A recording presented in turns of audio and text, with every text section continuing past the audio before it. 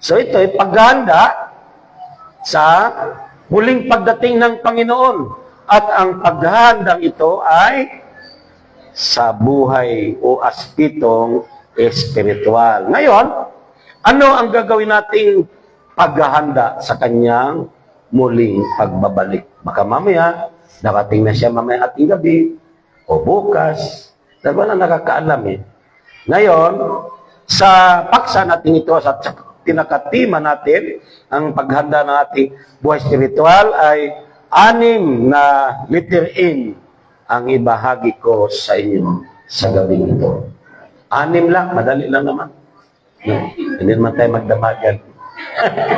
6 lang, mabilis lang naman ito. Tandaan natin ang mga sasabihin ko na mga salitang nagsisimula sa letter M.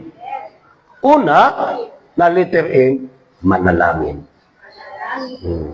So yun po ang ating gagawing paghahanda. Sa buhay spiritual, anong ibig kong sabihin? Lagi tayong manalangin. Manalangin tayo na bigyan tayo lagi ng lakas ng Panginoong Diyos. Laban sa mga pangyayaring darating. Yung palatandaan na nakakatakot na binanggit sa ating pagbasa. Sa talata 25 hanggang 26, sabi dito, magkakaroon ng mga tanda sa araw, sa buwan at sa mga bituin sa lupa. Ang mga bansa ay masisindak at malilito dahil sa ugong at mga daluyong ng dagat.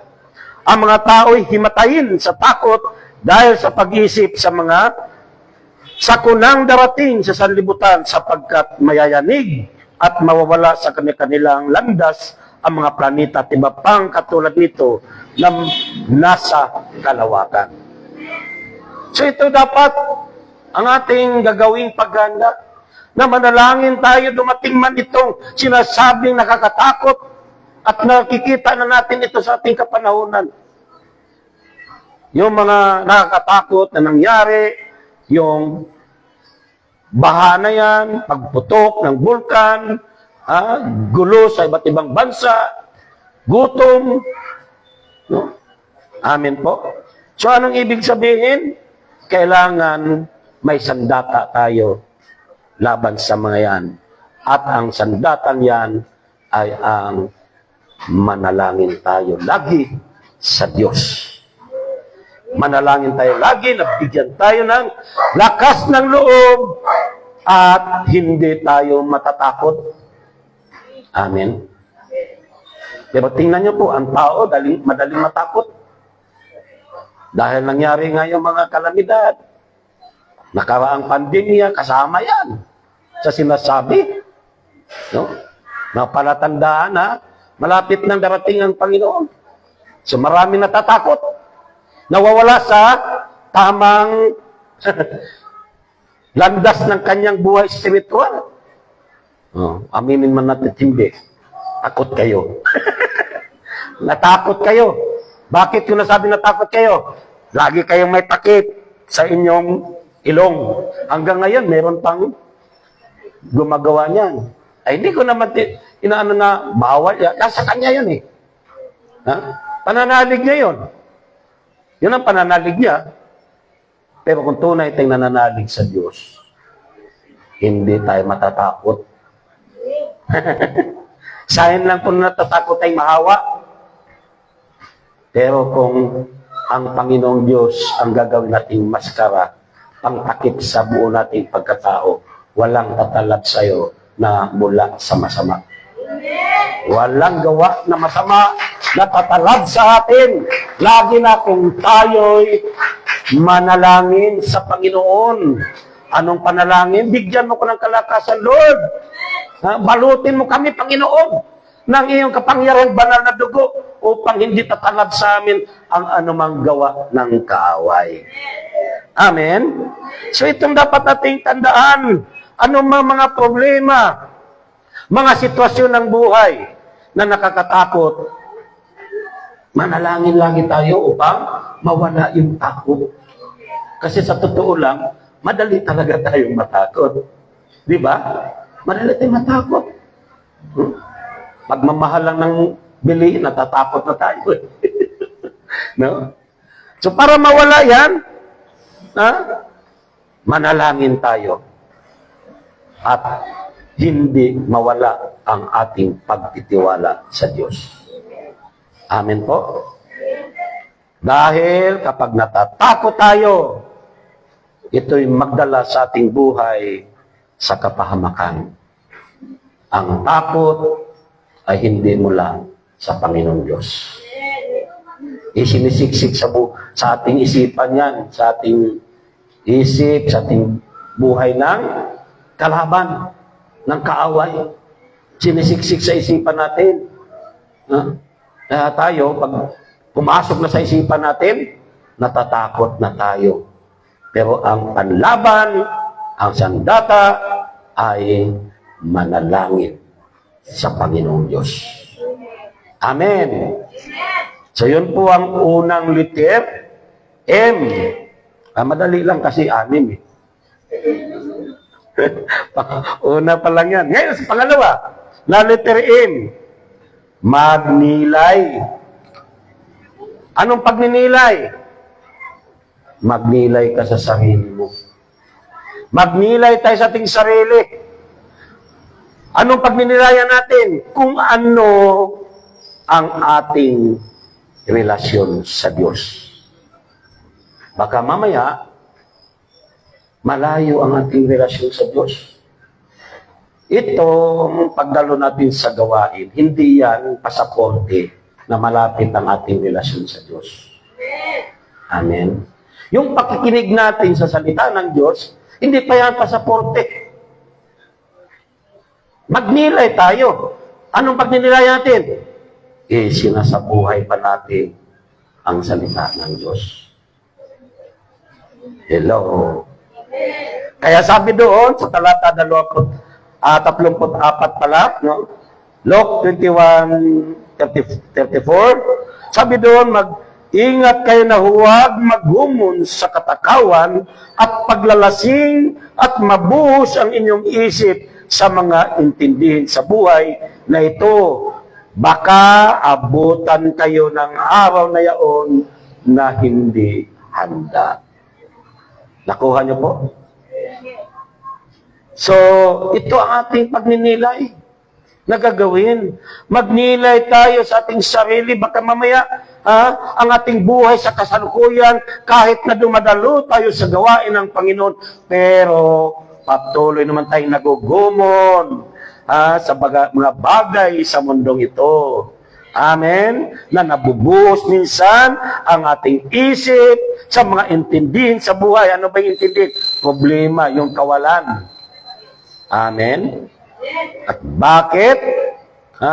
Bakit magninilay tayo? Baka abutan tayo ng araw na yaon na hindi tayo handa. Kaya ang gagawin nating paghahanda, isa sa gagawin ang magnilay tayo. Magnilay sa sarili, magnilay sa salita ng Diyos. Amen po? Kasi baka mamaya, kahit dalo tayo ng dalo sa gawain, kahit na umawit tayo sa gawain, kahit ako, nagpe-preach ako, wala. Hindi ito pasaporte. Dapat nasa buhay natin kung ano ang kalooban ng Diyos. Yan ang dapat nating pagnilayan. Amen po. Kasi yung iba, inisip nila, matagal pang darating ang Panginoon. Dito muna ako. No? So ito po ang ating tandaan. Magnilay tayo kung ano ang ating relasyon sa Diyos. Maganda ba ang relasyon natin sa Diyos? O pakitang tao lang ang ating ginagawa? Amen po? O, yun po. Magnilay ang pangalawa. Ang pangatlong letter M. Magtiis. Sabihin mo sa katabi mo, kalabitin mo. Hoy, sister!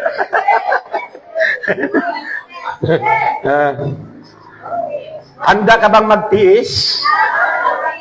Alang-alang sa Panginoon? Yun po. Magtiis lang tayo anuman ang nararanasan nating mga sitwasyon sa buhay, sa kasalukuyan. Amen? Anong ibig kong sabihin? Huwag tayong padaig. Huwag tayong padaig sa mga tiisin ng buhay na ating nararanasan. Handa nating harapin yung pagtitiis na yan. Dahil kaakibat sa mga lingkod ng Diyos ang mga tiisin sa buhay.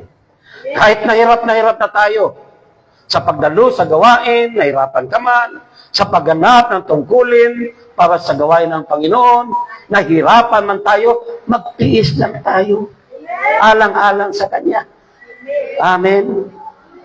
Anong ibig sabihin? Ang pagtitiis natin ginagawa ay pakipag-isa natin yan sa Panginoon.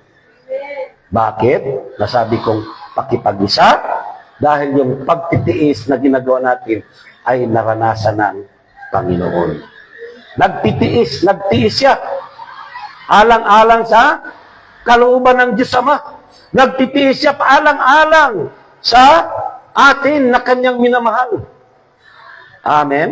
Kaya kung mahal natin ang Diyos, kung mahal mo ang Diyos na iyong pinaglilingkuran, handa kang magtiis alang-alang sa Kanya. Amen po? Dahil sa ating, sige, palakpakan ninyo ang Panginoon.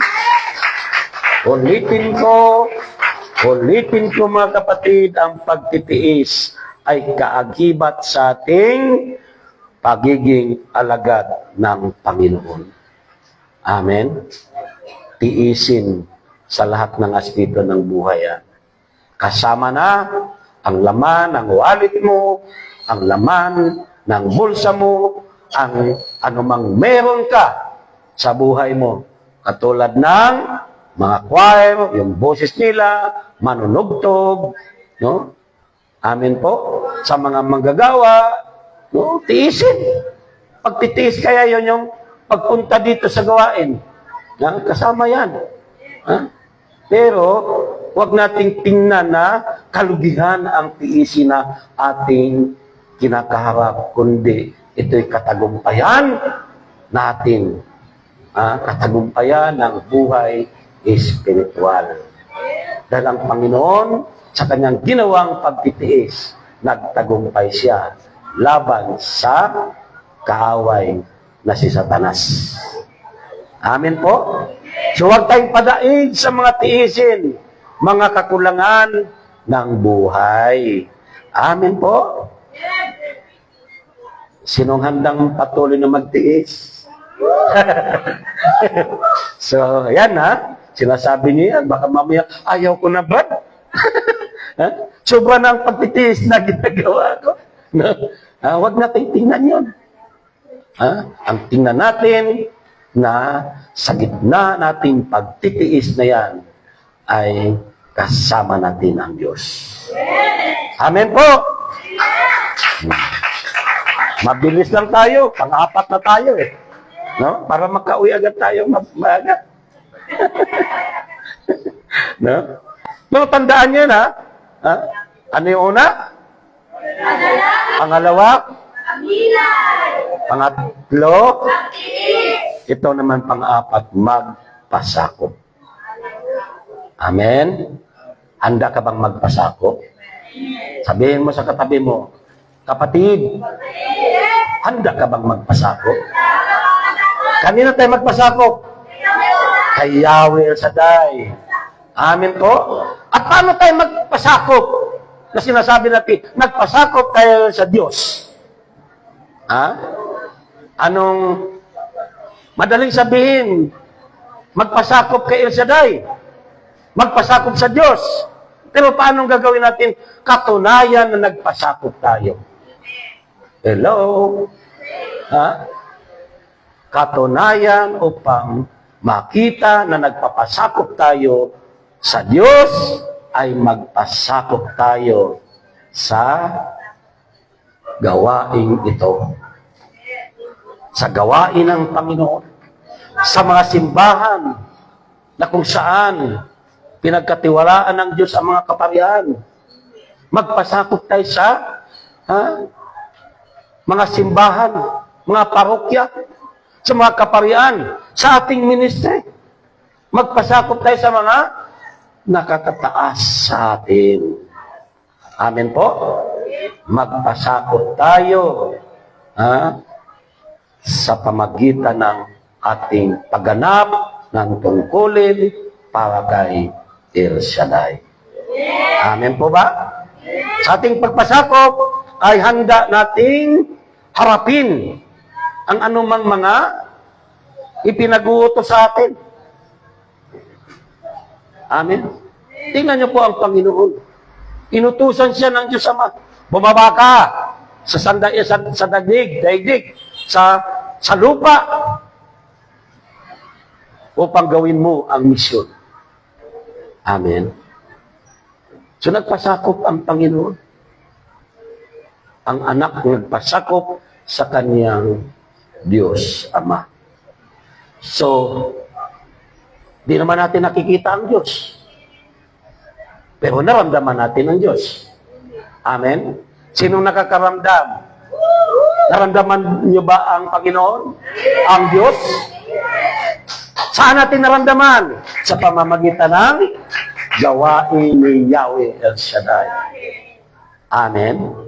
So magpasakop tayo. Ano mang, lalo na sa mga manggagawa, magpasakop tayo sa mga ipinag-uutos na sa atin ng mga namumuno sa atin. Kapag sinabing may pa-meetings, huwag tayong magbaliwala sa sinasabi ng mga nakakataas sa atin.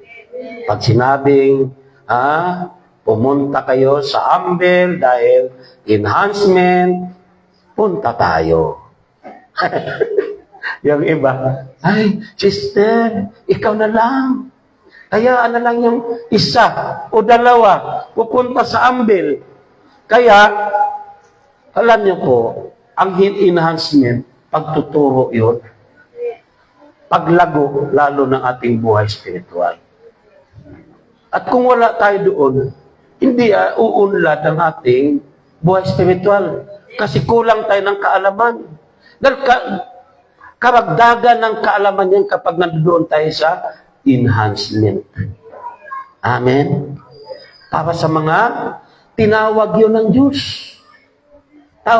Tinawag ng Diyos ang mga lingkod niya. Amen? So dapat, nandoon tayo. Huwag nating hayaan na ang kasama lang natin ang pupunta. Di ba?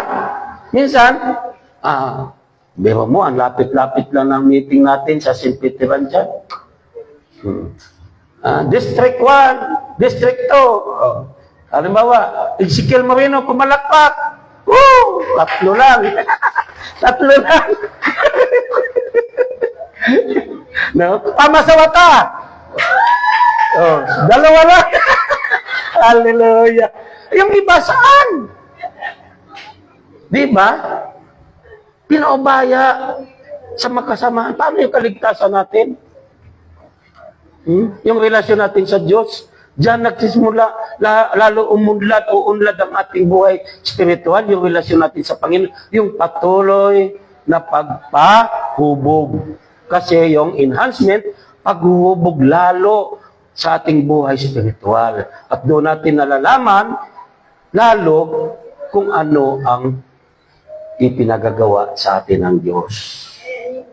Amen? Katulad din ng, halimbawa, attender ka lang, dapat lagi din dito. Hindi absent. Dito sa Ezekiel Moreno. Sa tuwing Miyerkules, dapat hindi absent. Amen po. Nagpagpapasakop natin eh. Amen po. So, iyon ang napakahalaga.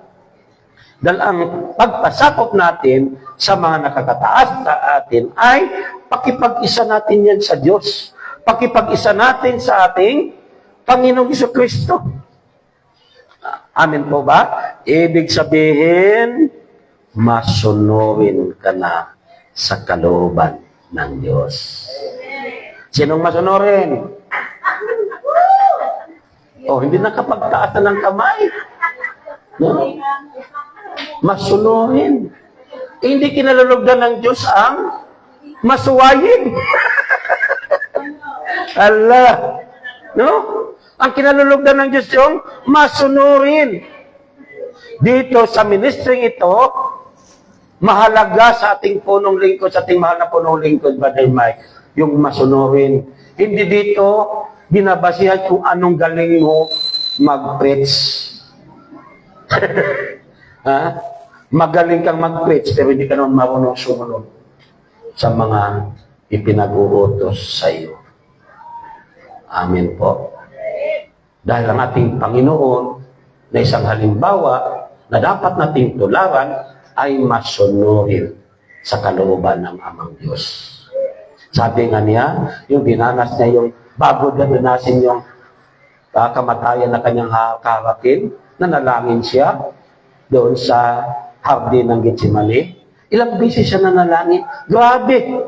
No? Paulit-ulit siyang nanalangin sa Diyos. Isa lang ang panalangin niya. Ano yun? Nailayo siya sa saro ng paghihirap na ito. Gamunggo o parang dugo na raw yung ayon sa mga Bible scholar, parang dugo na yung pawis ng Panginoon. Pero anong sabi niya sa pinakauli? Hindi ang kalooban ko ang masusunod, kundi ang kalooban mo, Ama. Amen. So yun po, dapat mula ngayon, magbago na tayo ngayon. Maging masunurin na tayo. Bakit pag hindi ka masunurin? Hindi ka kalulugdan ng Diyos. Dalhin natin sa buhay natin dito sa lupa. Kapag ikaw anak, hindi ka masunurin sa iyong magulang, natutuwa kaya ang magulang mo. Kapag inutusan ka, ibig sabihin kapag masuwain ka sa magulang mo, hindi ka marunong magpasakop. Itong mga teenager dito, masunurin ba kayo? Sabi sa akin ng tatay ko noon, "Oy, ikaw, Eddie boy, mag-aral kang mabuti. Dalawa kami mamamana sa inyong lupa o anong pamang kayamanan. Mag-aral kang mabuti." Nag-aral nga ako, pero iba pa dinig ko eh. Inalis ko yung mabuti, o yung ma. Ang pinapakinggan ko yung buti. Kaya pinag-aralan ko lahat ng mga buti. Pundador, emperador, wala yung emperador. No? Mga street side na inumin. Lahat na nakabote na alak, yun ang pinag-aralan ko. San Miguel Beer, ganyan. No? Adik sa inumin na nasa bote. Yan ang inyong kapatid nung araw. Kasi sabi nung awitin ni Pedro Aguilar, akin pang naalala nung ako'y, ano yun? Nang siya may nabubuhay pa, ang sabi niya ay, sabi ng tatay ko mag-aral kang mabuti. Sabi ko, mag-aral ng buti. High school ako ng 14 anyos. 14 anyos lulong na sa mga nakakalasing na inumin. Kaya, hindi ko nasunod ang payo ng aking ama. Napapariwara ang buhay ko hanggang sa nagumon sa iba't ibang bisyo. Hindi nakatapos sa pag-aaral dahil lakwat zero ang naging nangyari. Hindi na ako nag-aaral. Papasok ako sa school dahil night student ako, nagtatrabaho ako sa palengke, gumagawa ng longganisa, pagdating ng alas 5, pupunta sa school hanggang alas 9, no, night student ako Pero dahil sa nagumon na ako sa masamang bisyo, hindi na ako pumapasok ng tama. Darating ako sa eskwelahan, sasabihin ko sa teacher ko, "Sir, Gusto mong uminom? Bakit? May dala akong pampainom sa iyo. Sabi ng teacher ko, mag-roll call lang ako. Di nag-roll call. Tapos class, dismiss. Magkakasama na kami ng teacher ko sa their house. Nag-inuman na kami. No? Sa bandang huli, wala nang pasok-pasok. Pinakahuli, sinabi ko sa teacher ko, hanggang 4th year po, fifth year po yun, 5 taon ang night student doon. Sabi ko doon sa pinaka-advisor ko, Sir, papasa ba ako? Nasa inuman kami. Papasa ba ako? Bakit naman di ka papasa? Hindi po ako kumukuha ng exam. Hindi po ako pumapasok sa school. Sabi ko, Sir, kahit 75. Sabi ng advisor ko, late naman ang hinihingi mo. Bibigyan kita kahit 79 o 80. So, graduate ako na walang nalalaman. No? So, ano ibig kong sabihin? Mapapahamak talaga tayo kapag hindi tayo marunong magpasakop maging sa ating dito sa lupa, sa ating mga magulang. Kaya huwag matigas ang ulo. Karamihan sa mga kabataan ngayon, matitigas ang ulo. Sinasabi ng nanay, Oy, iha, umuwi ka kaagad pagkatapos ng pag-aaral. Anong gagawin ng mga kabataan? Pasyal mo na, muling mo na, magmumols mo na. No? Kasama ang mga barkada. Nauwi sa inuman. Dahil natutong uminom. Barkada manginom. Hindi porket babae at lalaki. Babae at lalaki parehong marunong uminom yan. Pag ang kasama ay manginginom. Nalasing. Paglipas ng ilang buwan, nagsusuka. Buntis pala. Sabi nung magulang ng nanay, sinong nanay niyan? Sinong tatay niyan? Sinong tatay nang dinadala mo? Sabi nung anak, di ko alam bakit di mo alam? Ang dami nila, di ko alam. Hallelujah. So, sa mga kabataan nandito, huwag matigas ang ulo. Marunong magpasakop sa ating mga magulang o sa sino pa mang nakakataas sa atin. Dahil ang pagpasakop natin ay pagpasakop natin sa Diyos. Amen po? Maging masunurin tayo. Yan po, isa po yan sa paghahanda sa ating buhay spiritual. Amen? Kung marunong tayo magpasakop dito sa lupa, sa ating mga magulang, o sino pa mang nakakataas sa atin, palatandaan niya na nagpapasakop tayo sa ating Panginoong Diyos. Amen! Panglima. Panglima nga ba? Tama ba ako? Baka nakalimot ako Maglingkod. Maglingkod tayo sa Panginoon. Amen po. Maglingkod tayo sa Diyos sa pamagitan ng pagganap natin sa mga tungkulin na pinagkatiwala niya sa atin.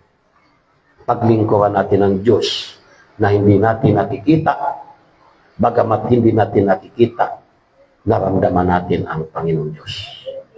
Amen po? Paano natin mapaglingkuran ang ating Diyos sa pamagitan ng paglilingkod sa gawain ito, pagpagamit natin sa ating mga sarili, sa anumang meron tayo, at higit sa lahat, marunong tayong maglingkod sa ating kapwa. Amen? Sa paglilingkod natin sa ating kapwa, ay paglilingkod natin sa Panginoon. Sabi niya, sino mang ibig maglingkod ay sumunod sa akin, ay maging lingkod ng lahat. Amen? Kung sino mang ibig sumunod sa Kanya, sa ating Panginoon Jesucristo, dapat maging lingkod sa lahat. Kaya dapat marunong tayong maglingkod sa kapwa natin. Huwag nating piliin ang ating paglilingkuran. Amen? Kung sino man yun, hindi man yan karapat-dapat sa tingin mo, pero sikapin mo mapaglingkuran. Bakit? Baka mamaya, ang Diyos na pala yan, yung taong grasa na yan, na lumalapit sa iyo, tinatanggihan mo ang Diyos. Amen? Naalala ko, ewan ko kung totoo yan, no? Sa Facebook, no? May mga taong grasa. At siguro, napapanood yun naman ito, no? Nangihingi, tinatakwil, no? Maraming nagtatakwil, "Oy, lumayas ka, baho-baho mo." Ganyan. May isang tumanggap, naawa. Madala-dalang sako yung pala pera, ibibigay doon sa... no? Good Samaritan pala yun. Naghahanap ka ng taong karapat-dapat na tumanggap. So, binigyan, pinagpala yung tumulong. Baka mamaya, yung mga taong grasa dyan na lumalapit sa atin, na nagkukunwari lang pala yan. Minsan, doon tayo tumitingin sa itsura, sa kalagayan ng tao. Diba? Pero, ang gusto ng Diyos, wala tayong pipiliin. Amen po? So, maglingkod tayo sa ating Panginoong Diyos sa pamamagitan din ng paglilingkod natin sa ating kapwa at sa gawain niya.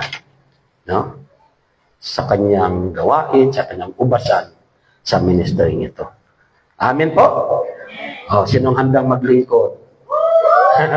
Yung iba, pag sinabi, sister, sumama ka dito, kulang kami ng mga manggagawa. Bahala na kayo dyan, sister. Okay na lang ako dito. No? Alam niyo po, sa mga umaattend lang dito, pag may nagsabi sa inyo, mga manggagawa dito, na, sister, baka pwede kang maglingkod, maging secretary treasurer, halimbawa lang yan. Huwag niyong palagpasin yun. Kasi panawagan sa inyo ng Diyos yun. Panawagan sa atin ng Panginoong Diyos yun. Amen? Huwag nating palagpasin yung pagkakataon. Ako lang, nung sinabi na, nabunot ka sa pagka-coordinator, hindi ko tinanggihan. Bakit? Kalooban ng Diyos yun eh. Sabi na aking may bahay, bakit mo tinanggap yan? Abala sa trabaho mo yan. Sabi ko, hindi ko naman kagustuhan yan, binunot yan eh. Pinapanalangin nila yan. Sabi ko, sige nga, tatanggihan ko yan. Baka mamaya, tayo ang tatanggihan ng Diyos. Tinanggihan natin siya eh. Baka ayaw din tayong kilalanin. Tatanggihan din tayo. So, sabi ng may bahay ko, nagbago isip. Sige, susuportahan na kita. No? So, isa pong pagkakataon, yung tawagin tayo ng Diyos sa pamagitan ng tao, ng mga manggagawa. Hindi yan ang Diyos mismo, pero sila po ang ginagamit ng Panginoon. Kaya sa akin noon, nung bago pa lang ako dumating, lagi akong umaatin, no? Excited ako lagi, paggawain ng Panginoon. Alas 4 pa lang, umaalis na ako sa bahay. No? Pupunta na ako sa simbahan. Di ba, alas 6 hanggang alas 9 pa ang gawain noon dati sa amin. Pero alas 4, ligo na ako, punta na ako sa simbahan. Excited ako, makinig. Pero nakita pala yun ng mga magagawa doon, mga choir. Nilapitan ako. 3 buwan pala akong umatin, lumapit sa akin. Pat, baka pwede mong, gusto mong mag-choir? Sige, pwede ako. Pwede ba ako? Pwede. Di. Nag-choir. Excited ako. Nung sinabi mag-practice na ng araw ng linggo, anong oras? Alas 2. Alauna, nandoon na ako. Ganun kasi ako, excited ako lagi. Dito lang, di ba? Ang aga ko. Para hindi ko mauli, nag-move in ako. Para hindi ako na-traffic.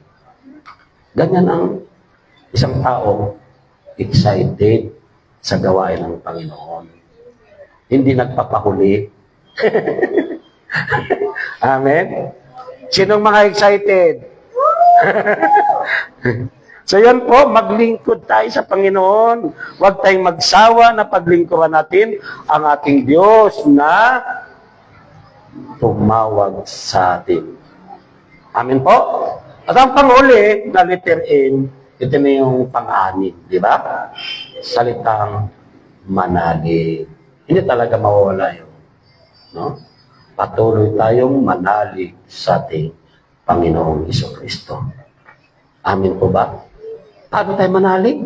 Manalig tayo na hindi niya tayo pababayaan sa gitna ng mga kapigatian na yan. Sa gitna ng kahirapan na ating nararanasan. May sakit ka man o ano pa man nararanasan mo. Patuloy kang manalig sa Diyos na may gagawin siya sa buhay mo. Amen. Huwag kang matakot. May sakit ka, sabi, ano na yan eh. Stage 2 na yung cancer mo eh. Ay, cancer lang pala yan eh. No? Huwag tayong matakot. Dahil kapag kalooban talaga niyang mawala na tayo sa mundong ito, kung kalooban ng Diyos, kahit wala kang sakit, kahit hindi ka nagkakasakit, bigla kang mawawala sa daigdig na ito. Amen? Kaya huwag kang matakot, may sakit ka man, sasabihin mo lang, may Diyos akong may hawak ng aking buhay. Amen? May Panginoon Hesus ako na kontrolado niya ang sitwasyon ng aking pagkatao. Kaya huwag tayong mag-alala. May sakit man tayo na hindi tayo pinagaling-galing, hayaan mo lang. Hindi mo pa ikakamatayan. Amen? Tingnan niyo po yung isang halimbawa sa Biblia. 10 taon ba na dinudugo? Inaagasan, baldi-balding dugo. Pero saan galing yung dugo na yun? Di siya naubusan. Di siya naubusan ng dugo. Pero araw-araw, inaagasan siya ng dugo. Hindi lang isang tabo. Timba-timba. Pero hindi siya namatay. Di ba? Kaya, meron mga karamdaman tayo, patuloy lang tayong manalig sa Diyos. Huwag nating ipagpalit ang Panginoon sa mga karamdaman. Kasi sabi ng iba, masakit ang naramdaman ko ngayon, hindi maganda. Hindi maganda ang aking naramdaman ngayon, but di mo na ako dadalo. Sa halip na tingin mo ang solusyon na sa Panginoon na mawala yung hindi mo magandang pakiramdam, ayaw mong dumalo. Di ba? Pero kung may pananalig ka, kung manalig tayo na sa pagdalo natin sa gawain, masolve yung problema mo, nagagaling ka, na mawala na ang masama mong pakiramdam, huwag kang mag-alinlangan na dumalo sa gawain ng Panginoon. Amen po. Patuloy tayong manalig sa Panginoon. Amen. At hindi tayo madadaig ng anumang pagsubok o hamon sa buhay. Amen. Patuloy lang tayong mananalig na may gagawin siya sa buhay natin. Amen po. Huwag nating alisin yung pananalig natin. Hindi ka man natanggap ng trabaho ngayon, bigo ka man sa examination, di ka nakapasa, huwag mawala ang pananalig mo sa Panginoon. Minsan sinusubok lang tayo kung hanggang saan ang ating pananalig.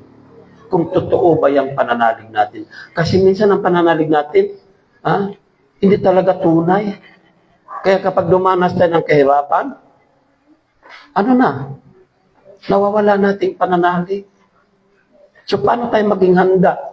Paano maging handa ang ating spiritual sa muling pagdating ng Panginoon sa ating buhay kung mawawala ang ating pananalig sa Kanya?